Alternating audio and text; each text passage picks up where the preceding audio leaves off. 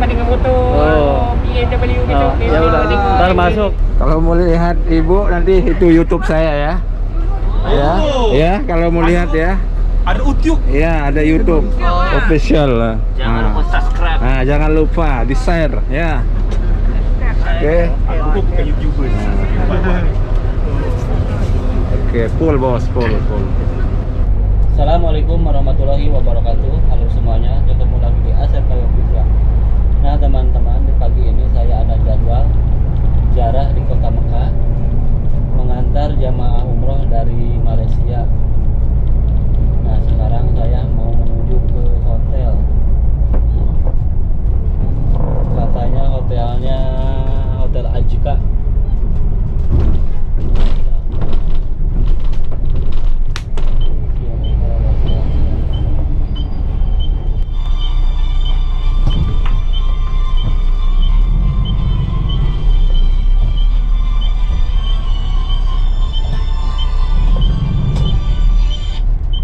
Halo?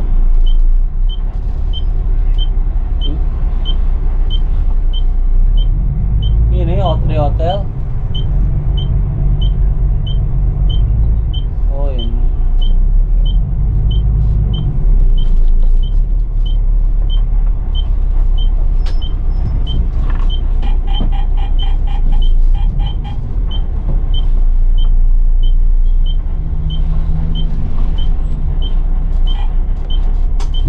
Alhamdulillah saya sekarang udah nyampe ke depan hotel. Assalamualaikum. Salam.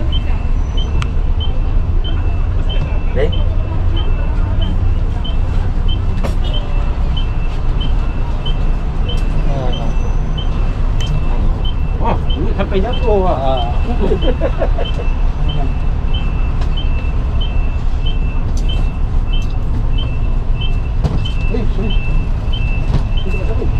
Itu tempat anu si apa dia dia. Sebelah dia boleh? Boleh lah kalau sebelah. Ini tak begini.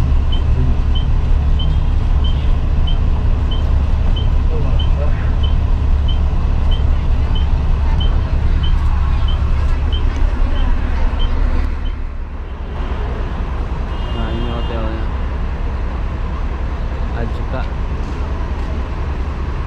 Gak ada lagi rodanya? Ada. Ada.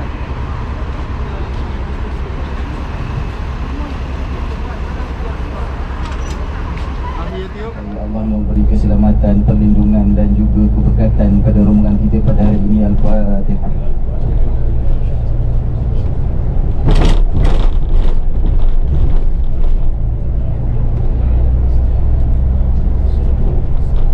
Berhenti di sini? Di sini sana?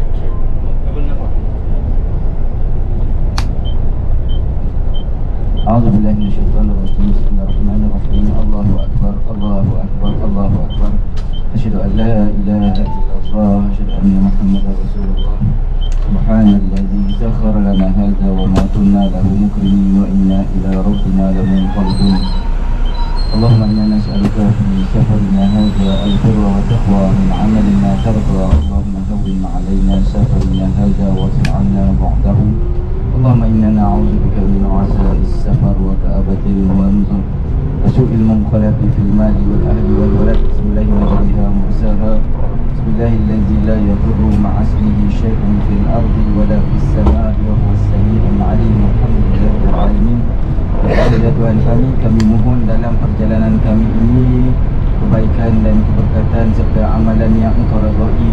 Ya Allah, Engkau yang memiliki perjalanan ini serta harta yang telah kami tinggalkan.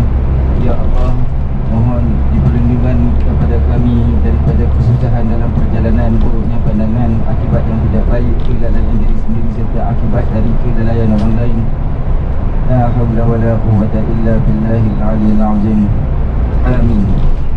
Okey, baik. Hari ini tuan-tuan, kita akan buat lawatan luar daripada Kota Mekah. Yang pertamanya hari ini kita akan pergi ke Jabal Nur. Kemudian kita akan pergi ke Jabal Sur.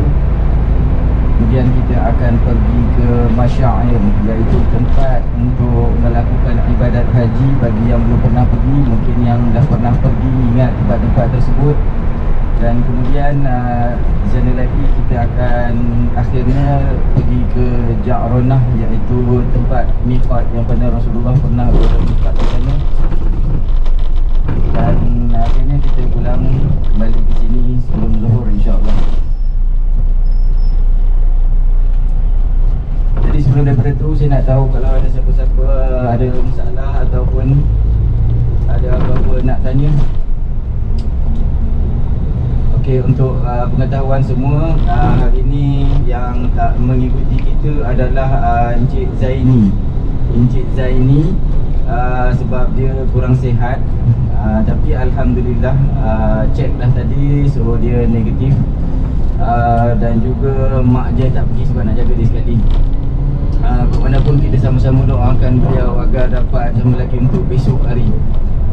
Untuk PCR test kita minta supaya dilakukan pada besok. InsyaAllah kita akan ambil satu bilik yang kita boleh jadikan pusat untuk tuan-tuan datang dan boleh buat calitan di situ. Pihak KKM Saudi akan datang. Apa pun itu kita tak payah fikir lagi, itu cerita besok. Hari ni kita akan lihat apa yang kita boleh dapat ambil pengajaran daripada tempat-tempat yang akan kita pergi hari ni.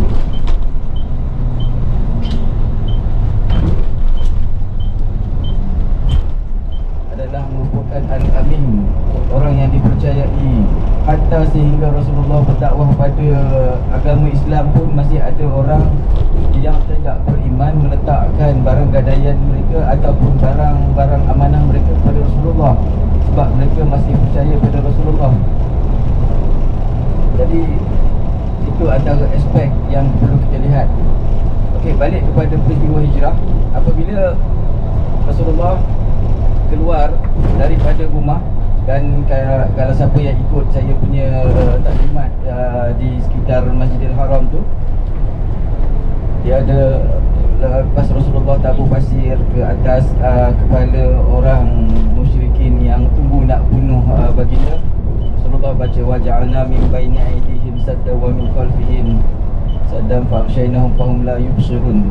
Okey, di sebelah kanan sana ini adalah checkpoint yang mana di sinilah disebut sebagai tempat Jabal Sur. Kita tak turun. Kita tak turun. Tak turun. Tak turun. Sini aja.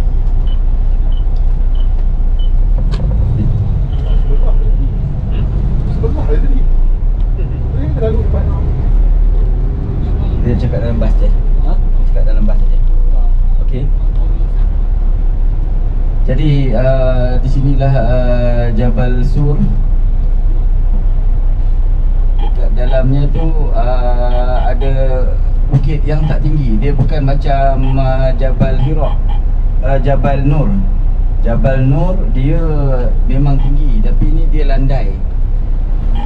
Tinggi anda ada lebih kurang dalam 400 meter dari tinggi menegak dia tu. Cuma jalan nak sampainya makan hingga 3 km juga. Sebab tu orang jarang nak pergi ke kawasan ni. Baik, dalam sana kita akan masuk dalam lagi. Di sana kita akan, di atas Jabal Sur itu kita akan nampak satu gua yang mana Rasulullah bersama dengan Sayyidina Abu Bakar bersembunyi di dalamnya. Dan daripada berada dalam gua tu adalah Rasulullah dengan Sayyidina Abu Bakar, dan juga Allah Ta'ala hantar haiwan yang menyembunyikan kedudukan Rasulullah dalam tu, iaitu labah-labah dan juga burung merpati. Sebab semasa pengejaran berlaku, pengejaran daripada orang kafir Quraisy, musyrikin, bila dah tahu Rasulullah dah tak ada dekat rumah, maka mereka pun melancarkan pemburuan, manhunt, pemburuan manusia. Lalu ditawarkan pada sesiapa yang jumpa Rasulullah akan diberikan hadiah 100 ekor unta. 100 ekor unta. Lalu pakak cari dan juga tempat ni Jabal Sur ini adalah merupakan antara tempat yang orang tak sangka juga, tapi sampai juga orang mencari dia. Penjejak apa langkah tu cari juga, ada yang sampai ke sini. Innallaha ma'ana, sesungguhnya Allah bersama dengan kita. Semasa dalam gua tersebut, biasa kalau gua ni bukan manusia je boleh masuk, akan tapi ia juga merupakan tempat untuk haiwan bersarang. Di dalamnya kadang ada kalajengking, di dalamnya kadang ada ular. Diriwayatkan dalam salah satu lubang dalam tu ada kalajengking, ada riwayat kata ular. Ya. Jadi Sayyidina Abu Bakar ni punya nak cover supaya jangan Rasulullah sampai di patuk ular ataupun disengat kalajengking. Sayyidina Abu Bakar dia tutup lubang tersebut, ditutup dengan batu, ditutup dengan kain yang ada dengan dia, dan akhirnya dia tak ada benda nak tutup, dia tutup dengan jari dia. Dan di antara salah satu lubang tersebut memang betul ada kalajengking, dan setelah sengat dia menangis dia disebabkan oleh kesakitan dengan sengatan tersebut. Sebab itulah antara banyak-banyak sahabat yang dapat gelaran As-Siddiq itu adalah Sayyidina Abu Bakar. Bukan sekadar As-Siddiq waktu Rasulullah mula-mula sekali menceritakan tentang pasal Isra' wal Mi'raj, tapi As-Siddiq membenarkan kerasulan Nabi waktu bersama dengan baginda Nabi dalam gua Sur, disebut dalam Al-Quran. Lalu masa di Gua Sur inilah ada datangnya beberapa orang yang telah diberi upah oleh Abu Bakar untuk memberikan bekalan makanan dan juga perkhabaran berita. Antaranya Abdullah bin Abu Bakar, iaitu anak Abu Bakar sendiri, yang datang memberitahu mengenai perkembangan apa yang berlaku di Mekah, apa yang orang Quraisy buat. Di sinilah pusat pemberitaan apa yang berlaku hari-hari. Kemudian datang lagi Asma binti Abu Bakar. Asma binti Abu Bakar ni tolong tukang bawa makanan. Asma binti Abu Bakar pada masa itu mengandung, tapi dia datang juga bawa makanan. Jadi makanan itu dibuat dalam bentuk punjut, tapi dia tak bawa tali. Jadi macam mana dia nak ikat punjut itu? Lalu dia ambil kain yang dibuat jadikan tali pinggang, dia pecahkan dua. Satu dia buat tali pinggang, ikat pinggang dia. Satu lagi dia buat untuk ikat bekalan makanan untuk Rasulullah dan juga Sayyidina Abu Bakar. Sebab tu gelaran untuk Asma binti Abu Bakar ini adalah Zinaqatain, dua ikatan. Satu ikatan tali pinggang, satu ikatan untuk bekalan makanan. Turut serta dalam peristiwa ini adalah Abdullah bin Uraiqid dan Amir bin Fuhair. Abdullah bin Uraiqid ni, dua-dua ni bukan Islam, tuan-tuan. Nama Abdullah tapi bukan Islam. Abdullah bin Uraiqid ini adalah orang yang tukang tunjuk jalan. Ya, tukang tunjuk jalan kepada mana-mana, pada tempat nak menunjuk ke Madinah. Ini di Jabal Rahmah.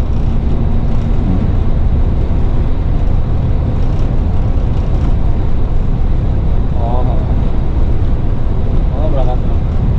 Seterusnya Amir bin Fuhair, ada yang datang bawakan pada Rasulullah yang berada di gua tersebut. Dia bawakan kambing-kambing yang mana tugasnya adalah untuk menutup kesan jalan yang dilalui oleh Abdullah dan juga Asma, supaya tak ada orang boleh kesan orang duk lalu lalang untuk bagi makanan kepada Rasulullah di Gua Sur ini. Tuan-tuan yang dirahmati Allah sekalian, jadi itu serba sedikit tentang bagaimana peristiwa hijrah itu berlaku pada peringkat permulaan daripada Mekah ke checkpoint pertama, iaitu di Gua Sur, dan seterusnya. Ada riwayat menyebutkan sampai 14 hari Rasulullah berada di sini, ada yang 10 hari, Allahu a'lam. Tapi yang penting Jabal Sur itu adalah merupakan satu perkara yang perlu kita ingat. Bukan Rasulullah bersembunyi atas kepentingan diri, tapi untuk memelihara dakwah dan juga untuk umatnya. Rasulullah menerima ancaman, menerima ugutan, meninggalkan kemewahan, meninggalkan jawatan, hanya semata-mata untuk menegakkan kebenaran. Sebab itulah tuan-tuan, walau macam mana sekalipun wajib kita mensyukuri kita jadi umat Nabi Muhammad SAW. Ya, Rasulullah bersembunyi di gua, bukanlah tempat yang selesa tuan-tuan. Semalam siapa yang naik dekat Jabal Nur, Gua Hira, boleh tengok satu tempat yang agak kecil, susah nak naik, mengah-mengah, ada yang sakit, ada meletup lututnya malam. Tapi alhamdulillah hari ni dah okey. Itu pun walaupun pada masa itu permulaannya belum ada wahyu diturunkan kepada baginda Nabi, tapi Rasulullah dia buat tu sebagai jalan satu cara orang yang memikir. Dia memikir macam mana nak jadi baikkan masyarakat ni. Bila dia start mula memikir, semasa itulah Allah Ta'ala hantarkan malaikat Jibril untuk memberikan wahyu. Kok mana sekalipun perkara itu telah ditentukan oleh Allah Ta'ala awal-awal lagi, cuma dalam nak membentuk, nak menyiapkan Nabi sebagai seorang Rasul yang terakhir, begitulah tata cara dia. Dia jadi pemikir, dia jadi orang yang sabar, dia jadi orang yang bertimbang rasa. Tuan-tuan yang dirahmati Allah sekalian, macam mana kita boleh tak sayang dengan Nabi? Macam mana kita boleh jadi orang yang tak suka dengan sunnah Nabi, sedangkan Nabi telah buat segala-galanya untuk kita. Dalam satu hadis mengenai akhir zaman tuan-tuan, waktu kita berada di padang mahsyar, semua manusia dibangkitkan setelah ditiup sangkakala yang kedua. Manusia semua pakat mencari siapalah yang boleh nak memulakan kiraan, sebab nak mulakan kiraan itu sangatlah lama. Ya, sangatlah lama. Kalau di dunia ni kita rasa menunggu itu terlalu lama, sebenarnya penunggu, kita akan jadi penunggu yang paling lama apabila berada di padang mahsyar kelak. Lalu semua orang bergerak cari siapa yang boleh minta supaya Allah Ta'ala mulakan kiraan.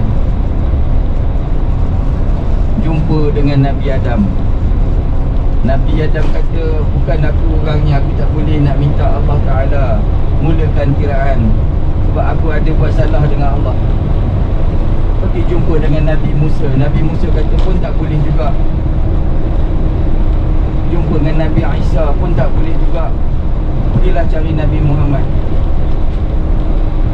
Orang pun jumpa Nabi Muhammad. Nabi Muhammad pada masa itu bercakap, ummati, ummati, umatku, umatku, ana laha, akulah orangnya yang boleh memberi syafaat. Kita nak cari dia tu tuan-tuan, cari Nabi SAW. Saya bimbang dengan keadaan hidup kita yang tidak menghormati Nabi, dalam keadaan kita yang kurang sayang kepada Nabi. Bimbang-bimbang kita tak jumpa Nabi di akhirat kelak. Alhamdulillah, kita diberikan rezeki untuk datang ke bumi yang mana disimpan jasad Nabi, iaitu di Madinah Munawwarah. Kita berdoa di situ, semoga Allah Ta'ala kabulkan agar kita diletakkan sebagai umat Nabi Muhammad yang bersama-sama dengan baginda Nabi di dekat kampungan syurga kelak. Tapi kalau hidup kita tak ikut dengan sunnah Nabi, kalau hidup kita tak menghayati bagaimana cara muamalah Nabi, kalau hidup kita tak ikut ibadat yang mana Rasulullah telah buat, maka di situ bagaimana mungkin kita nak dapat syafaat Nabi di akhirat kelak. Tuan-tuan yang dirahmati Allah sekalian, jadi bila jumpa Nabi dekat padang mahsyar, maka Nabi pun memohon pada Allah Subhanahu wa taala agar dimulakan kiraan. Maka Allah Taala perkenankan, maka dimulakan kiraan. Dimulakan dengan umat Nabi Muhammad dulu. Nampak istimewanya umat Nabi Muhammad dalam banyak-banyak umat yang Nabi yang lain, iaitu ada umat Nabi Musa, umat Nabi Adam, umat Nabi Isa yang datang terlebih dahulu daripada kita. Tapi yang dihisap dulu mula-mula adalah umat Nabi Muhammad. Allah Ta'ala sayang sayang pada Nabi Muhammad. Sebab tu kita umat Nabi Muhammad ini digelar sebagai yang terakhir dan yang terawal. Yang terakhir datang dan kemudian yang terawal dihisapkan. Itu semua adalah sebab syafaat Nabi Muhammad. Nak masuk masyair kan? Ya? Dah masuk masyair kat sini? Belum? Apa masyair? Ya tempat ni. Iya ini apa yang Apa tu? Arafah, apa ini namanya? Jabal Rahmah. Jabal Rahmah. Tempat wukuf ini.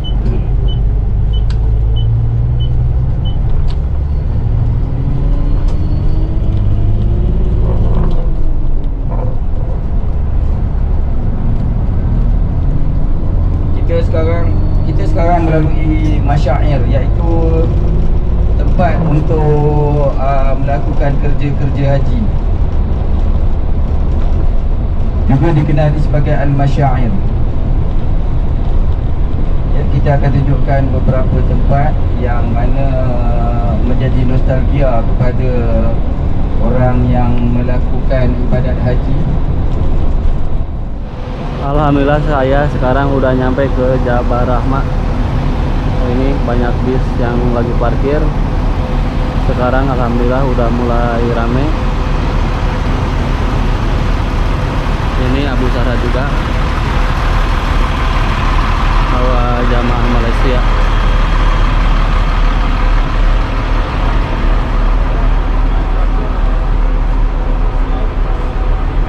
Nah ini supirnya lagi pada Ya video saya tahu. Video kirim. Nah, ini supirnya dari Indo. Lombok. Orang Sunda. Orang Lombok. Oh, orang Lombok ini. Ini Lombok juga nih. Ini supir galap. Tapi Lagi- mau nyoba bis. Lagi training. Ya, di training.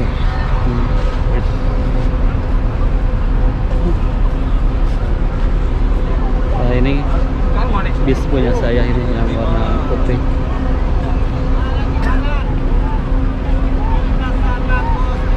Di dalam. Naik ya. Apa kata kita? Udah jangan ngomong gitu. Abang tu. Bukan ni. Pakcik je. Ni lagi dua kan tak ada ni? Udah habis ya? Cukup lah. Kejap. Banyaknya abang telefon. Oh, tak ada jawab. Beli kat abang lah bang. Enggak ada air ke abang? Ah, nggak ada bu, nggak ada. Bang, ada jemaah dari Malaysia guys. Malaysia. Oh, bagi jam dengan Full ya. Full bos, full.